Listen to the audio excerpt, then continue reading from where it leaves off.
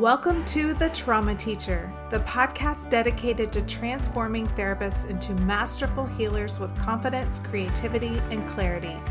I'm Janice Holland, and I'm here to guide you through the journey of becoming the therapist you've always envisioned, helping you step into your full potential and make a profound impact on your clients' lives. Each week, we'll explore powerful strategies, share inspiring stories, and dive deep into the tools and mindsets you need to elevate your practice and create lasting change for both you and your clients. Whether you're a seasoned professional or just starting out, the Trauma Teacher is your go-to resource for overcoming challenges, embracing your unique healing artistry, and thriving in your career without sacrificing your well-being. So if you're ready to become the confident, creative healer you were meant to be, you're in the right place. Let's get started. Hello, and welcome back to another episode of The Trauma Teacher. I'm so excited to be back. I had some technical issues with my microphone and laptop, but we are all set up and ready to go. I'm happy to be back. So today's topic is all about supporting clients who are stuck in impossible situations. I know this is something that we've all faced and dealt with. It can be really, really challenging to know what to do, to stay in a mindset of support, to stay in a mindset of growth and moving forward. So I just want to address this so that we can, my hope is that you get some tools and resources on what to do so that you become more self-aware in the session with your clients, especially those who are coming in and telling stories that are just absolutely gut-wrenching and just heart-dropping.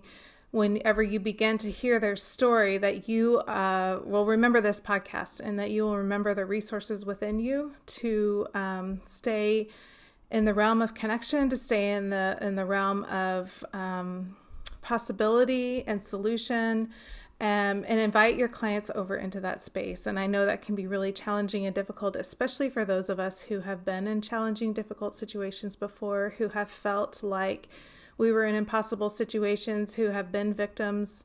It can be really, really challenging when we are connecting with somebody whom we see is in a situation where they feel trapped and they feel stuck, particularly if it's a situation that we can very much relate to. So let's talk about it. Let's talk about what we can do to maintain staying in the realm of the creator. And I'll talk a little bit more about what that means in a moment. So a rescuer is someone who comes in and saves the day. A rescuer is somebody who, takes care of somebody. A rescuer comes in and manages things, who can ensure safety. And typically, honestly, the people who need to be rescued are victims. So if we are playing the role of the rescuer, then we are automatically assuming somebody is a victim. Now, are there situations that other humans get in where they need somebody to come in and rescue them? Absolutely. That's why we have first responders. That's why we have mental health crisis hospitals and emergency rooms and different things. Like, there are definitely people who get in situations where they desperately need somebody to come in and help them and rescue them. So I am not talking about these situations. If you're somebody who is a first responder, or you are somebody who is working a mental health crisis hotline, like I said, there are moments where somebody does need somebody to come in and rescue them and take care of them. But these moments are meant to be temporary. They're meant to be short-lived. They're meant to be like one-offs. It's not a consistent way of relating to other people. All right. So last week we talked about familiarity versus true safety in another podcast. So if you're curious about that, you can go listen to it. But clients who are in super tough spots want you to activate and make them feel safe. It makes total sense, especially if this is somebody who has found themselves consistently in a situation where they are feeling trapped and feeling stuck, or maybe they have been in abusive situations before where they needed somebody to come rescue them, where they needed somebody to come save them and help them, and nobody did. Then they kind of, it's easy to get stuck in that place. And many of us as healers and helpers can very much relate to that. Like, most of us are in this profession because we've been through some stuff. We know what it's like to feel pain. We know what it's like to feel trapped and stuck and nobody's there to come help us. And so many of us have responded to that by becoming rescuers ourselves, by becoming the one who can come in and save and help. And there is like a superpower associated with that. And so I don't want to take that away from us, but this conversation is meant to bring some awareness to you on where the line is and how to not cross that line so that you don't unintentionally assist your clients in maintaining a victim of their own life and maintaining being a victim of their own life.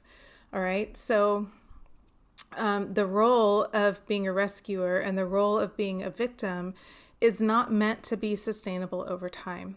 And when we stay in those roles over time, it always breaks down. It always gets super messy. And I've seen countless therapists fall into this trap where they are very well-meaning, but they, have a client who is chronically in victim mode, and the therapist, out of compassion, out of care, out of love for humanity, continues to play the role of rescuer in this person's life, and it just perpetuates so much pain and suffering for the client and then eventually for the therapist as well over time, because that's, you're operating on a plane of fear. You're operating on a plane of disempowerment. You're operating on a plane, and I mean like playing field of power struggle, unsafety, feeling unsafe, feeling unworthy. And when we don't step back and not rescue them, when we disempower them unintentionally. And the goal here is to empower our clients, for them to understand that they are their own white knight, that they are resourced within themselves to find healing and meaning and purpose, and to get out of these really sticky, stuck situations that they find themselves in. And when we go in and try to rescue them and save them and cross the boundaries, then we don't allow them to understand that they are resourced within themselves. What they understand in those moments is that we are the ones who are resourced, and they need us to save them, and they need us to rescue them. And it always breaks down. So I'm going to give a few examples just so we're clear on what we're talking about here. Here's a few examples of like clients, situations where we feel they're really stuck, and it can be easy for us to trip up and get too involved. So let's say like a woman has an abusive husband and she's scared to leave because she won't be able to protect her children when they're with him.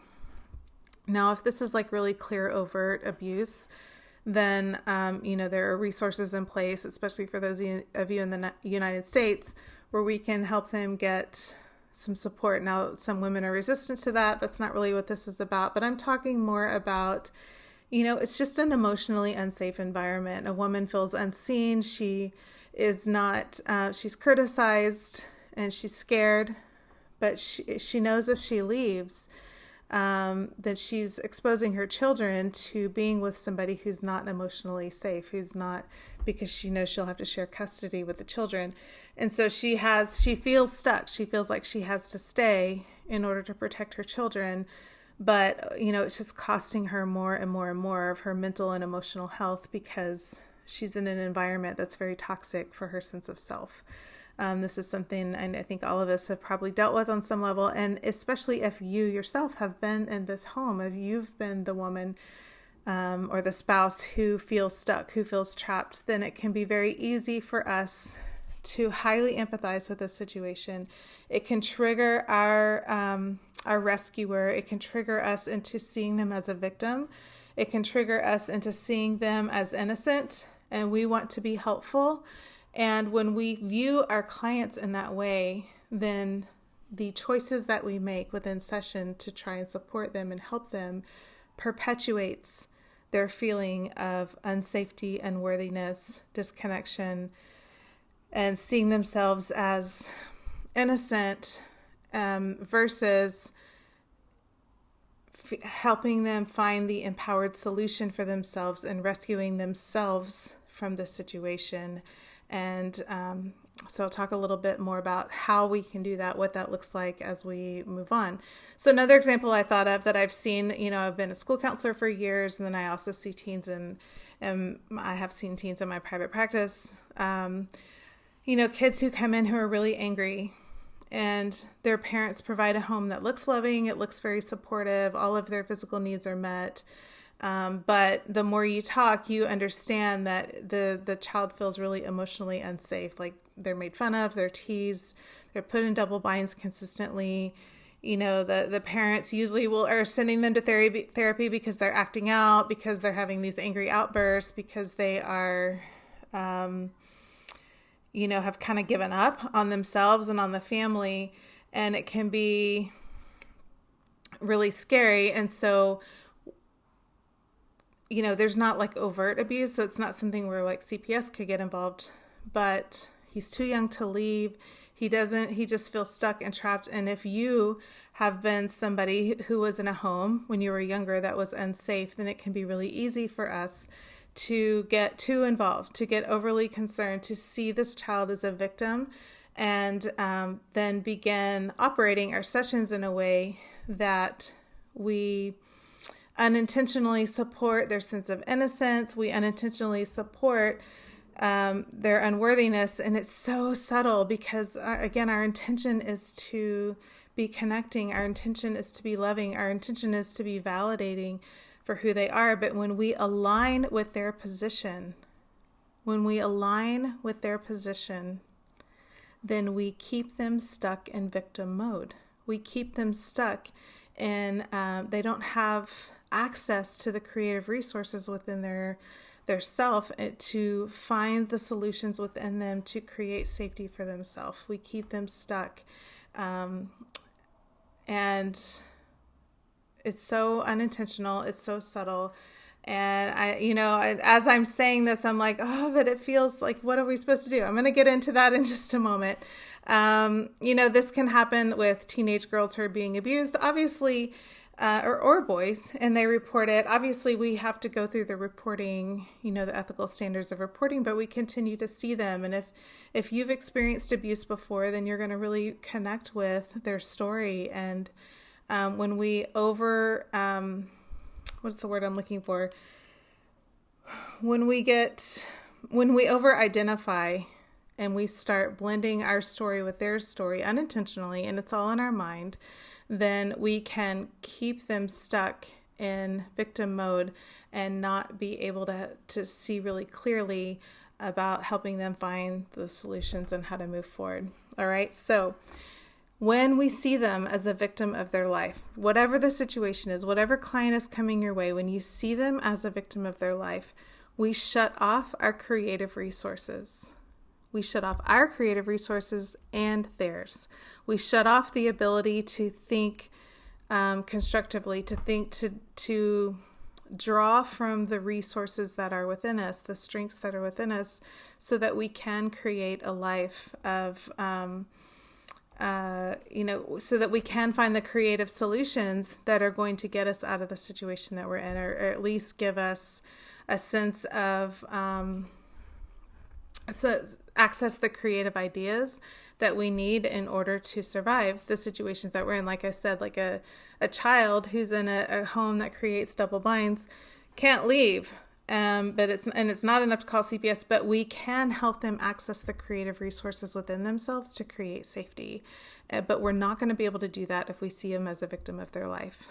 And I know this conversation is challenging, because I can hear the voice coming up saying, but they are a victim, but they are being a victim.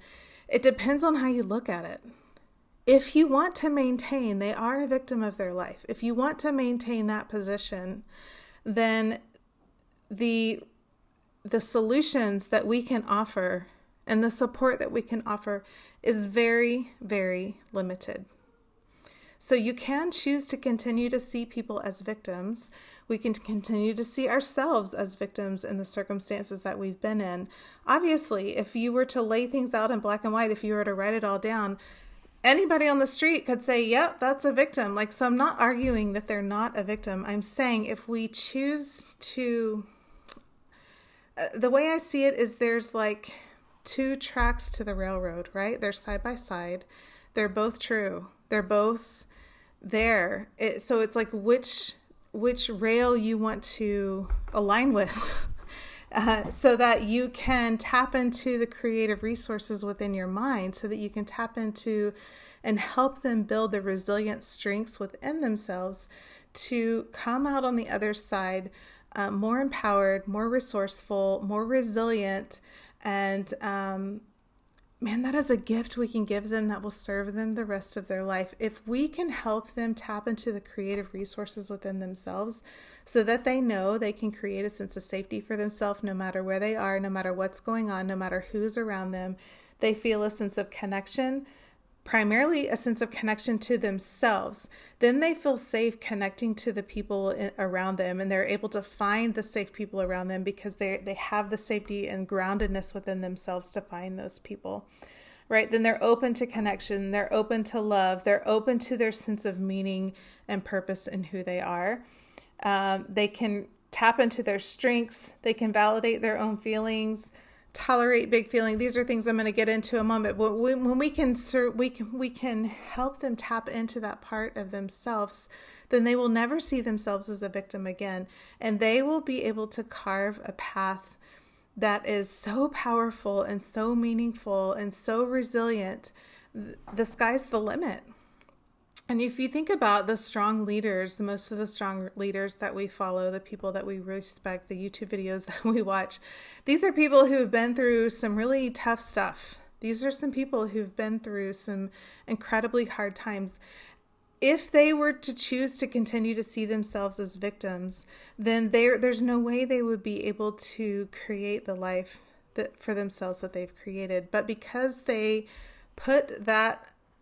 left that mindset and moved over to a mindset of strength, then they have been able to create a life for themselves that's so incredibly powerful, and use their experiences as fuel for creating a life, tapping into superpowers that they have built because of those experiences, which really has set them in an incredible trajectory to a powerful life.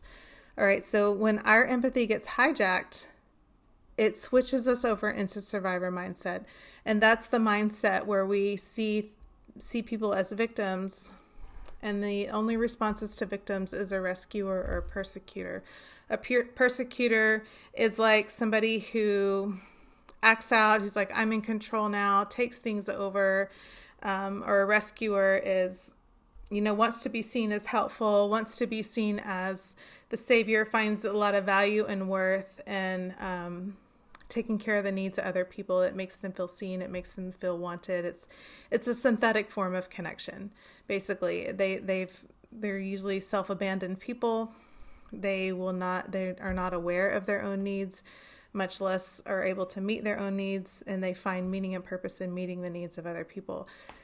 So, if you've listened to this podcast at all, you know that this is like the mindset of pretty much every helper and healer out there. That's why we picked this profession. It's the shadow side of us. And it's not, I can't say, I have definitely stepped over into this mindset plenty of times. But my goal is to bring awareness so that we can stop this behavior, so that we can stop rescuing people, so that we can move over to the creator plane ourselves, where we feel empowered. And that way we can help our clients feel empowered as well, even when they're in really impossible, hard situations. So I recently read Viktor Frankl's book, Man's Search for Meaning. And the first half of this book, he describes being in concentration camps. He's Jewish and was taken to concentration camps during the Holocaust. Just really, really incredibly heartbreaking stories. And it was so powerful to listen to him talk about mindset and finding meaning, tapping into his personal sense of meaning, not meaning in the experience at all. There was no meaning in that experience, but the meaning within himself, like, why am I here? And like not letting go of that sense of meaning in himself. And he knew he had a message he needed to share with the world. The Nazis, he had a book that was pretty much written, and it was found and destroyed. And so it was just heartbreaking for him, but he knew he had this message within him that needed to get out to the world. And he talks in the book about watching people switch out of staying connected to their sense of self, staying connected to that they have a purpose, staying connected to love and the connection they have with their family and the desire to see their family again and the hope.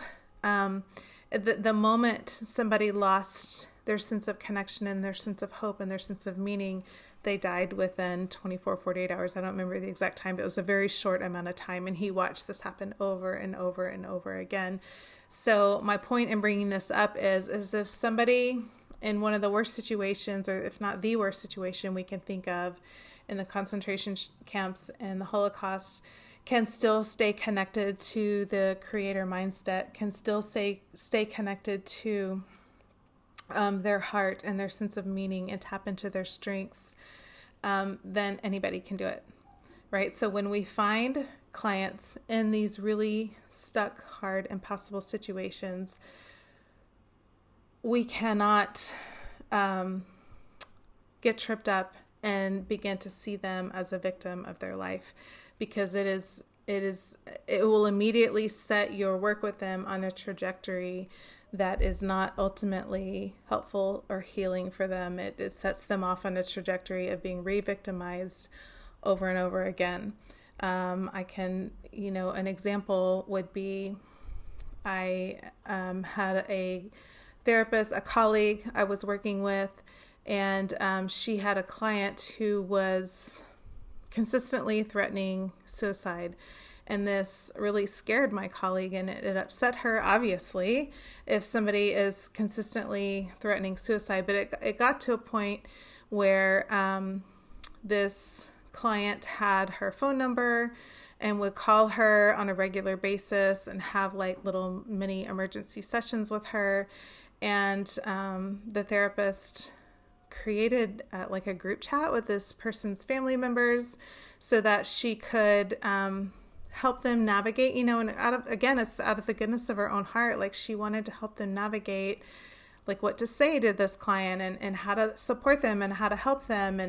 And the family, if they noticed that this client had a bad day, then they would post in the group chat, it's a bad day today. Like, what do we do? And the therapist was just doing all she could think to do to try and help and support. But she was viewing this client as a victim. She was viewing this client as somebody who couldn't save herself, somebody who wasn't resourced within herself, as somebody who was disconnected and unsafe, and this person needed somebody to come help her and save her and rescue her.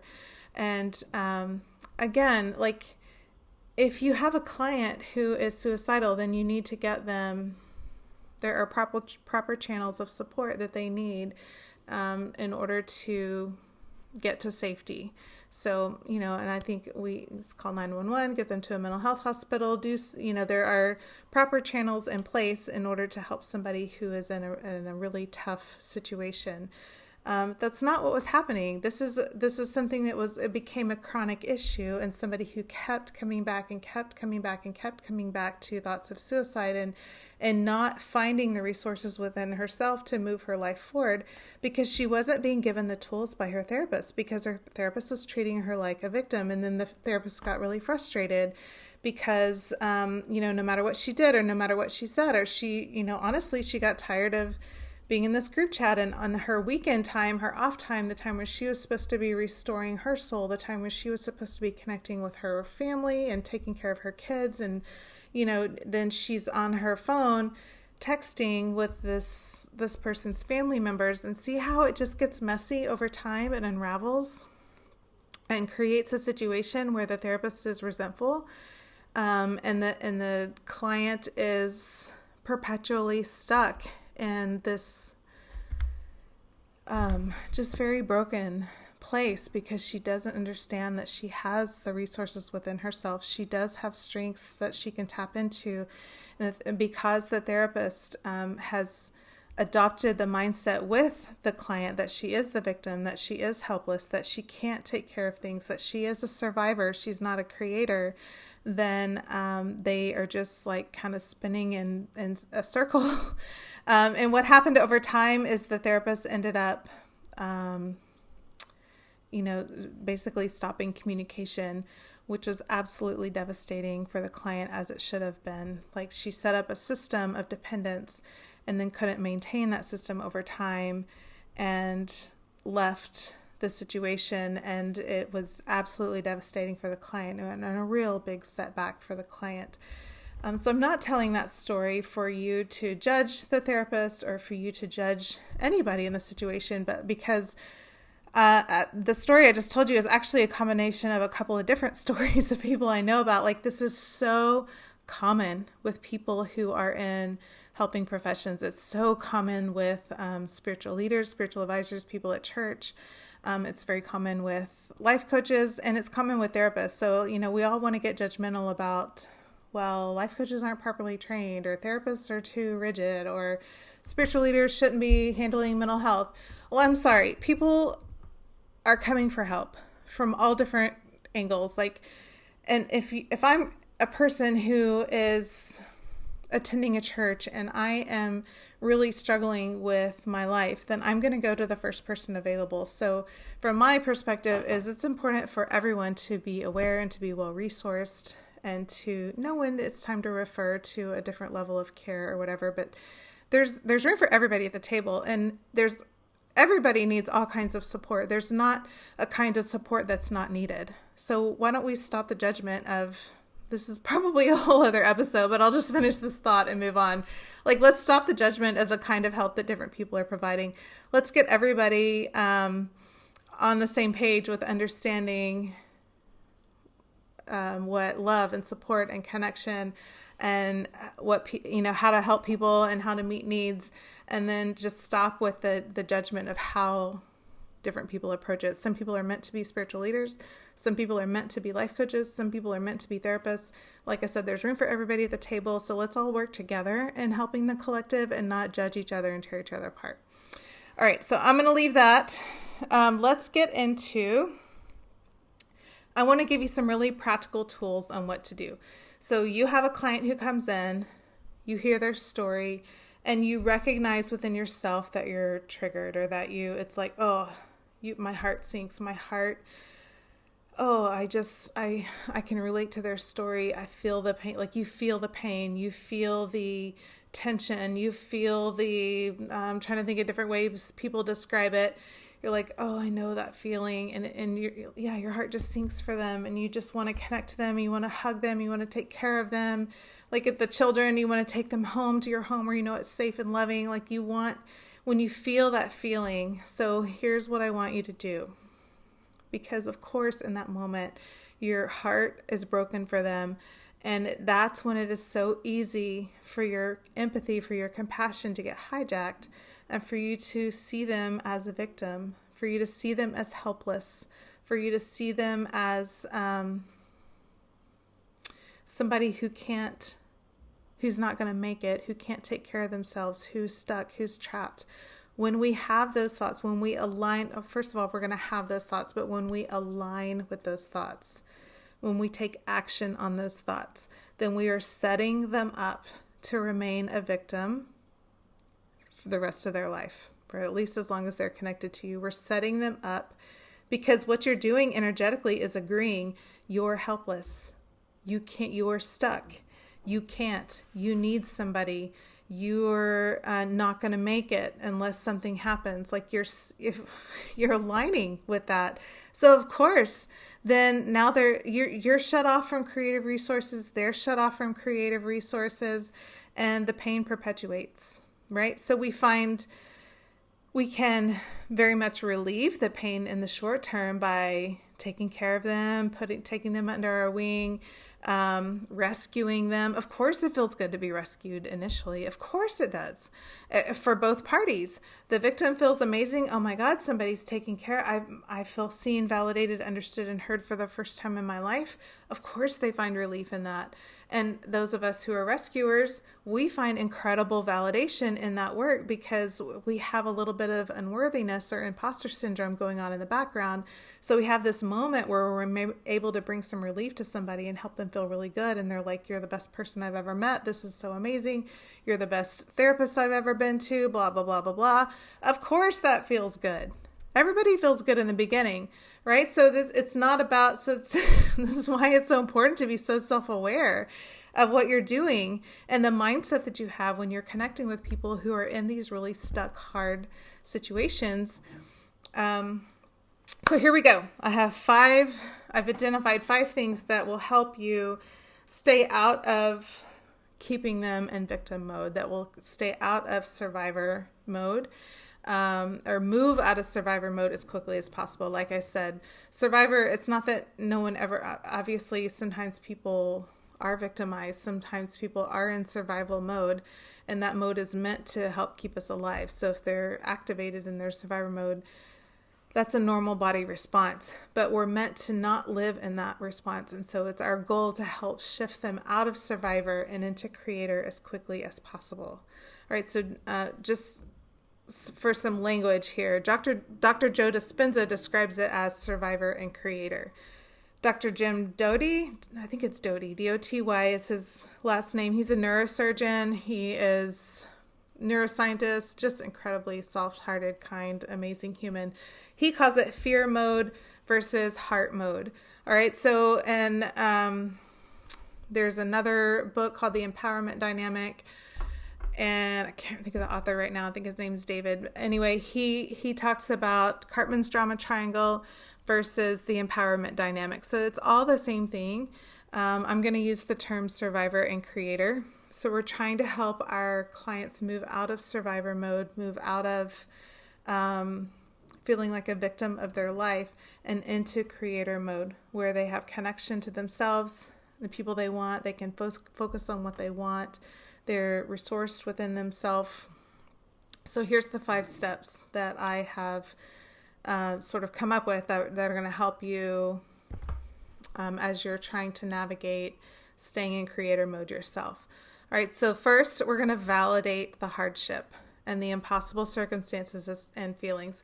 Have them articulate their feelings and all their complexities, look at the different angles of it, but do not align with them. You're just going to validate them. There's definitely a difference. All right. So have them talk about how stuck they feel and what that feels like.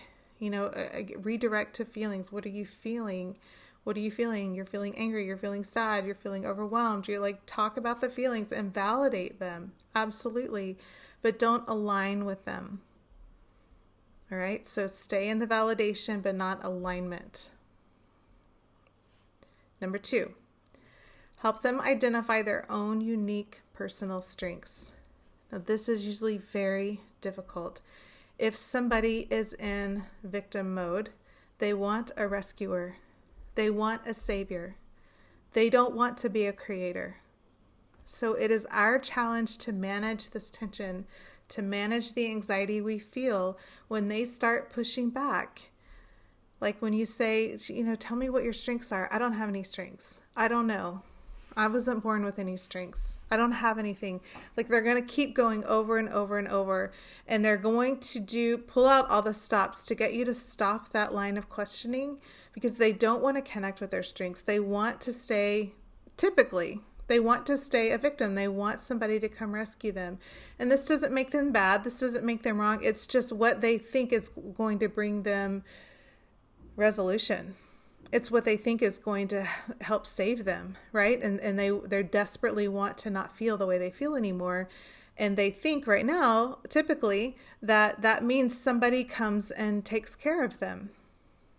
All right? Especially if there's been neglect in their background or they didn't feel taken care of. If they never really had a support system, then they're have this inner child inside still looking for somebody to come take care of them. And if we aren't really rock solid in our sense of self, if we aren't rock solid and having dealt with our own imposter syndrome, then we are going to fall right into that trap of being the person who soothes and comforts instead of helping them find that resource within themselves.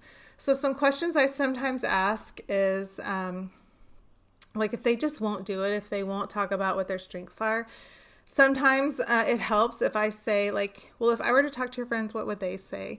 A lot of times that feels easier, and then they can say what they think their friends would say. Sometimes I talk about like doing stuff, like what activities do you do that you like, not necessarily that you're good at, but that you just like. Has there ever been anything, have you ever done something, or has anything ever happened to you that you're proud of? You can kind of raise it a little or contextualize it a little bit to help them develop some strengths within themselves. And then often I will make it a homework assignment, like the I am list, where they write I am at the top and come up with 10 adjectives that positively describe themselves. Some of them do it, a lot of them don't, to be honest, because they're resistant to thinking themselves as being resourceful or thinking of themselves as having strengths. So this is something that's embedded into my work. It's embedded into my daily sessions. Clients don't have daily sessions with me, but every time they come, I am approaching my conversations with looking at their strengths, looking for their strengths, identifying their strengths, and I just weave it into the conversation because it's vital to their growth and to their finding to finding the strength within themselves to get them out of the stuck situations that they're in. All right. So like I said, they're usually highly resistant, but you can begin to kind of crack the shell a little bit by thinking of more contextualized or surface level examples, and then just embed it into all the conversations that you have with them as you move forward. All right. So number 3, it's through having a sense of meaning and purpose that we're able to cultivate the strength to carry on. So I don't mean not finding meaning in what happened, but finding meaning in who they are and what they want or what they're meant to accomplish. All right. So assess initially kind of how much they have a sense of meaning. People who are very connected or very close to like suicidal ideation have very much lost touch with a sense of meaning and purpose. That's kind of when that line of thinking is usually introduced. So it may be very, you could tap into conversations around what kinds of like value system, what kinds of people have you respected over time? Like, can you think of anybody in your life that you thought that they were a good person, or you saw value in them? Like what traits did they have? You may have to contextualize it or externalize it for them a little bit in order for them to begin to understand and begin to dream again and begin to find what it is they're meant to do on this earth and find a level of meaning in who they are. Because when we have meaning in who we are, then we can survive anything. We can move through anything. We can go, just as Viktor Frankl said, like you can survive impossible circumstances and situations when you have a sense of meaning in yourself. So, building, again, this is probably not going to happen in one session. It's going to be a series of conversations that's woven into the work that you're doing with them over time. But you are coming from a standpoint of this person has strengths, this person has meaning. And every interaction you have with them is through the lens of what are their strengths and what is their meaning, and assuming that they do have both. Right? And so when we assume that they have both, then we can manage the tension and the anxiety that crops up and that exists when they don't believe that they have meaning, when they don't believe that they have strengths, and they want to tell you you're a bad therapist or that you don't know what you're doing, or that, they're going to name call you sometime. I've had all kinds of crazy things happen, but I refuse to let go of the belief that this person sitting in front of me has strengths and they have meaning. because I believe that's inherent in every human being, and it's inherent in the human experience. And when I refuse to let go of those two truths, then I do get anxious. Of course I do. Of course it bothers me if somebody tells me I'm terrible at my job or terrible at what I do, but I can hold it. I can maintain what I know to be true with incredible amount of empathy and compassion and connection and validation of feelings, going back to point number one, and really just stay consistently present over time. Those who really are ready to change and transform and grow and heal eventually soften into understanding that they do have strengths. And it is such a cool, it's so cool and powerful when you watch somebody melt into the truth of who they are and begin to accept and break away from the lies, to break away from the survivor mentality and really step into the creator mentality. It is the absolute best part of my job. I would not get to see that in people if I wasn't willing to hold this line myself and not get tripped up. All right, so step number 4 is helping them tolerate big feelings, their own big feelings and the big feelings of the people they love. Man, I do a lot of work with this. People who, especially those who are like people pleasers, who are like, oh, I can't do that. My husband will get mad, or I can't do that. My son will go crazy. He'll get upset with me, or I can't do this because my boss will think I'm a terrible employee, blah, blah, blah, blah, blah. Okay. Helping them tolerate the big feelings, their own big feelings, helping them tolerate disappointment, helping them tolerate other people's disappointment, when other people are disappointed in the choices you're making, when the other people, helping them tolerate these big feelings. And in order for us to help them tolerate this, we have to tolerate the big feelings. Like I was just saying earlier, if you have a client who's anxious or frustrated because you won't step into the victim role, you won't step into the rescuer role and save them and make them feel saved, or make them feel like you're going to take care of everything because they don't feel like they can do it, then they're going to have big feelings about that. They're going to have a lot of anxiety about that. Some of them have anger about that. I can tolerate big feelings, right? It's something I've learned over time. I used to not be able to tolerate them at all, but I can tolerate them now. And I'm teaching them how to tolerate the anxiety that they're feeling, that I'm not fixing it for them. I'm not rescuing them. I'm not soothing them. I'm not going to save them, because I believe that they have strengths within themselves, that they can do it. I'm going to stand beside them. I'm going to cheer them on. I'm going to love them through it. I stand with incredible amount of empathy and compassion, sometimes with tears in my eyes, but I know they can do it, and I refuse to give up on them. I refuse to because when I step in and save them, when I step in and relieve them of their fear and anxiety and stress, that they feel stuck and they need help, when I step in and show and do it for them, then I teach them that they actually don't have the resources within themselves, that they're right, their big fear, that they are doomed. I'm telling them it's true, right? And that's not what we're intentionally doing. We think that we're helping them, but what we're doing is we're relieving a moment. We're not really helping them. We're relieving a moment, but we're perpetuating a pattern that we need to, what they really need for us to do is to not perpetuate the pattern, so that they can stand on their own 2 feet, so that they can find the strength within themselves. Okay, and the 5th solution is to help them identify creative solutions.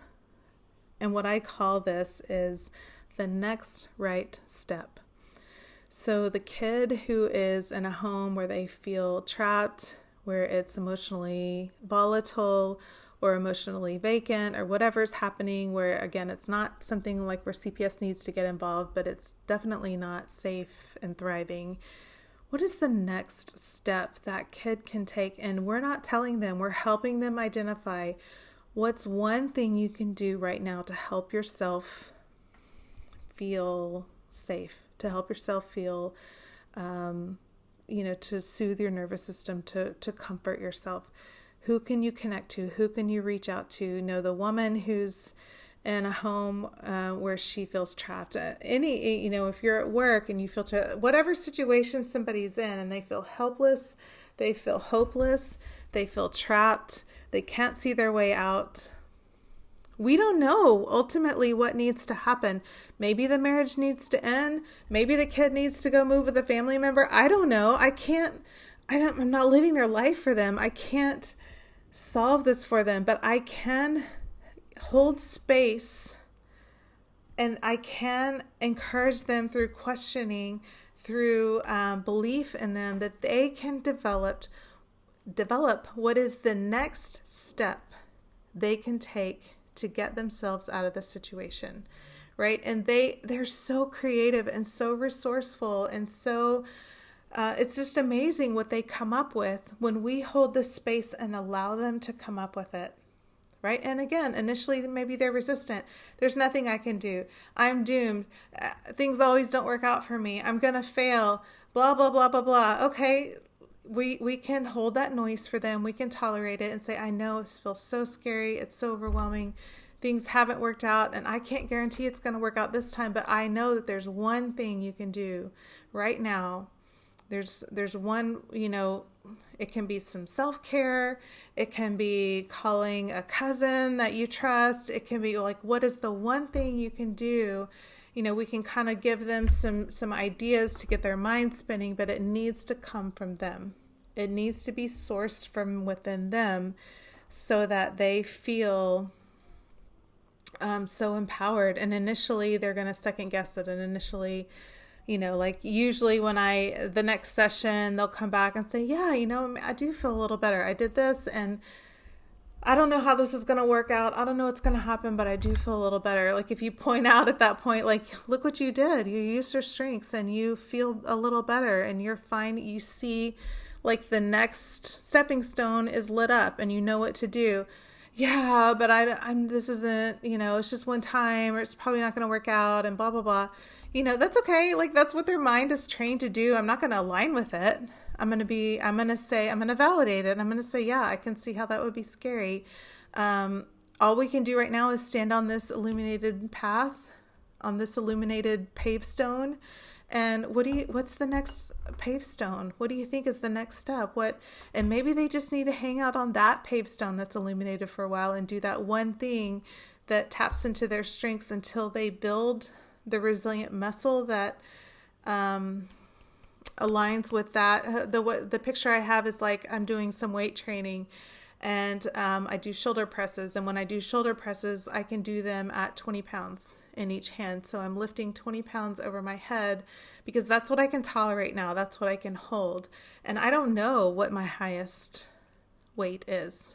I don't know when I'll be strong enough to go up to 25 pounds. I'm definitely not strong enough to go up to 25 pounds right now, but I'm not sure when I'll be able to. But right now I can do 20 pounds. So I'm just going to stay at 20 pounds until maybe indefinitely. I don't know, but I feel empowered by that. It's something that I can do. And when I know I can move up, then I will try it. When I feel like I can try it, I will try it. So the same is true with our clients. Like just let them be what they need to be right now. We don't need to see them do anything other than be themselves. And if we give them no other gift than to have a space to come be their authentic self, their messy selves, but all of themselves, they have this victim-y side that feels unworthy and powerless and disconnected. And then they're starting to understand they have this other side that's strong and capable and has meaning and purpose and wants connection. And maybe they're struggling with those two realities within themselves. So let them in your session. There's no timeline here. We don't need them to do anything. And the only way you can hold this truth for yourself is if you are continually doing the work of being grounded and self-assured in who you are. You're doing this work yourself. You're tapping into your own strengths. You have your own sense of connection with yourself and the people that you love. You have your own life going. You have your own sense of meaning that has nothing to do with what your clients do or don't do, or that has nothing to do with your clients needing you. Your own feelings are validated. You are so grounded in your sense of self and your purpose and who you are and where you're going and the people in your life that it is an honor to sit in front of the people you want to serve and love on and help invite them into the realm of creativity. But you don't need them to do it on any kind of timeline. You don't need them to do it in any certain kind of way. You are just present and available to invite them into this space as much as they want to be and when they're ready to be. Right? And this is what an incredibly solid, confident, helping professional is capable of doing. And it is absolutely my mission to get as many healers in this space as possible, because this is the space where true transformation and healing comes. And there's just so many people who are still not really clear on this, and like I said, with good intentions, but are operating on the plane of fear, operating in the mindset of survivor. And our goal is not to create a more sophisticated survivor. Our goal is to get out of that mindset completely and altogether. And this is absolutely the way you do it. I hope this has been helpful for you. It's been transformational for you. It's been my honor and my joy to bring it to you. And if you are interested in learning more, if you are interested in truly becoming a creator, an artist in your craft is what I call it, the art of healing trauma, I have a 12-week program where I walk you through you addressing all the areas where you get tripped up, giving you really good tools and resources to know how to love on and connect to and support the people you're serving. And it also comes with trauma model certification through the Ross Institute. If you are interested in learning more, I have a free mini program for you. There's a link in the show notes. Also, I have a free workbook that you can download that gives you all the details. The link for that is in the show notes. You are so courageous and so loved. It's been my honor to send this to you, and I will see you next time.